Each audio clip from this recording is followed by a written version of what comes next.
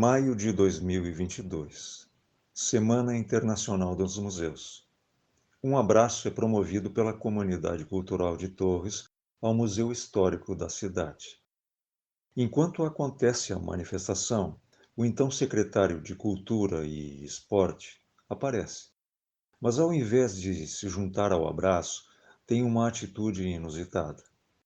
Manda a funcionária de plantão fechar as portas e, na sequência, ordena que o equipamento do Cineclube Torres seja removido, encerrando assim o ciclo de filmes já programado. Para entender a atitude do então secretário, é preciso entender os antecedentes que propiciaram este cenário. Desde 2018, o Museu Histórico vinha enfrentando problemas com a umidade, que comprometia a segurança de importantes documentos da história da cidade. A umidade era causada por algumas goteiras no segundo piso, provenientes de telhas que haviam quebrado.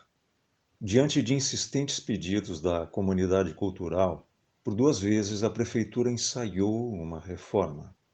E por 2 vezes nada aconteceu.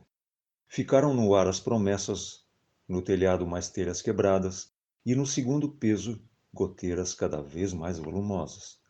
No momento do abraço ao museu, o segundo piso já estava tão comprometido que ali já não havia mais condições de uso. Foi nesse contexto que aconteceu o abraço. Passados 2 anos, o museu segue com suas portas fechadas, aguardando uma reforma que jamais aconteceu.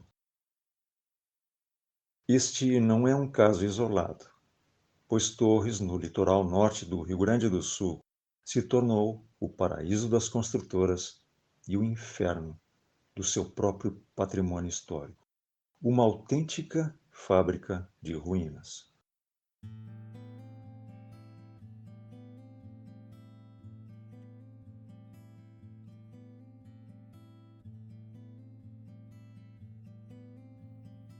O passado é uma mensagem insistente. Podemos esquecê-lo, mas ele não nos esquece. Ele persiste em documentos, arquiteturas, recados preciosos para nós acostumados a olhar para a superfície das coisas. Não surgimos do nada. Não escolhemos viver em determinado lugar por nada. Cada lugar e cada pessoa que o habita são um só organismo, que tanto pode ser saudável quanto não. Cidades também adoecem. Adoecem quando crescem de um jeito errado, assimétrico, quando ao crescer, por exemplo, ocultam suas origens. Torres, como toda cidade, tem passado, e muito. Porém, não é o bastante. Toda cidade precisa entender isso, a começar pelos seus gestores. Quando isso não acontece, quando o descaso com o patrimônio histórico tem a aparência de projeto deliberado, acontece o que tem acontecido em Torres nos últimos anos. Aqui existem resquícios importantes de distantes rotinas, diferentes arquiteturas de diferentes períodos de uma rica história. Concepções e visões de mundo que verteram ao longo do tempo para chegar a nós. Lidar com essas mensagens do passado é uma grande responsabilidade, não é pouca coisa. Uma casa, cuja construção remonta ao início do século XIX, quando aqui não existia nada além de uma vaga percepção da importância desse lugar, não é pouca coisa. A casa número 1 de Torres, que abrigou a família pioneira do Alferes Ferreira Porto, é o coração desta cidade.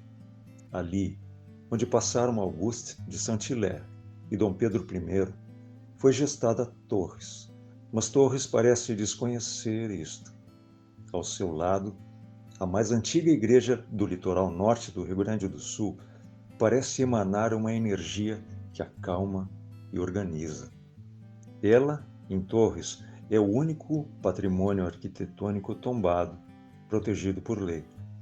É que Torres não possui uma lei de proteção de seu patrimônio histórico. As razões são evidentes, e a bancada imobiliária sente mais à vontade dessa forma. E as consequências são também evidentes. O histórico de desdém com a casa número 1 mostra isso.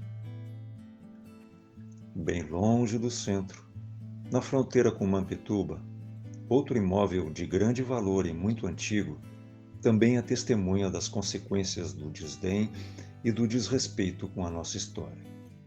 O casarão dos Miller, que um dia foi local de encontros da comunidade e de abastecimento, jamais recebeu qualquer atenção do poder público. Lá está, belo, corroído, impressionante, lutando contra o tempo. Isso não é tudo, longe disso.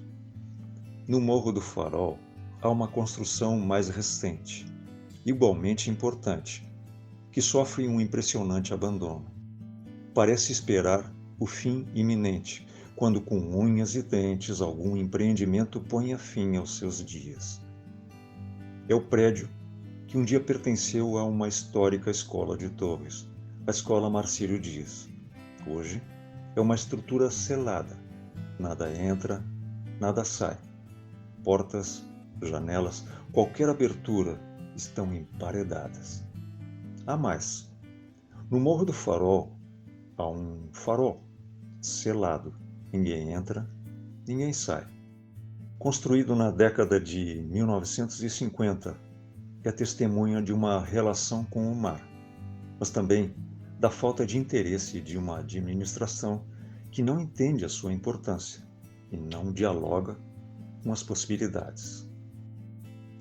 Na Praia Grande há um torreão salva-vidas do mesmo período, testemunha de uma época em que os veraneios eram longos. Carcomido em uma reforma estacionada há muito tempo por inconsistências legais. Bem ali ao lado há um abrigo, sede inicial da primeira sociedade de veranistas de Torres, objeto de frequentes vandalismos pela falta de planejamento para um uso continuado. Trata-se do abrigo, uma graciosa construção da década de 1930. E há o casario de veraneio. As casas históricas, ou sendo mais preciso, havia. Quase todas foram consumidas pela voracidade imobiliária. Resistem hoje raríssimos exemplares, um dos quais foi protegido nos minutos finais de um desastre patrimonial.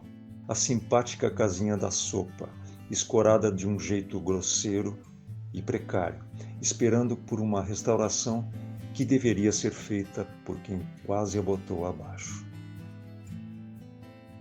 Há mais de um século, Torres foi pioneira como espaço turístico, abrigando manifestações culturais, dança, música, cinema, num centro cultural cujo auditório hoje abriga apenas poeira, cupim e umidade.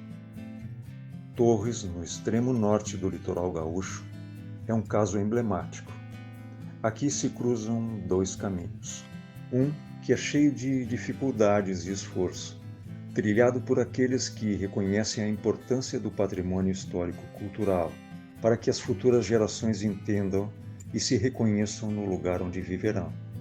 E ao outro, um caminho bem fácil de trilhar, ligeiro e impiedoso, de quem só precisa virar as costas para o que a história levou 2 séculos para produzir. O caminho cujo destino final é uma fábrica de ruínas.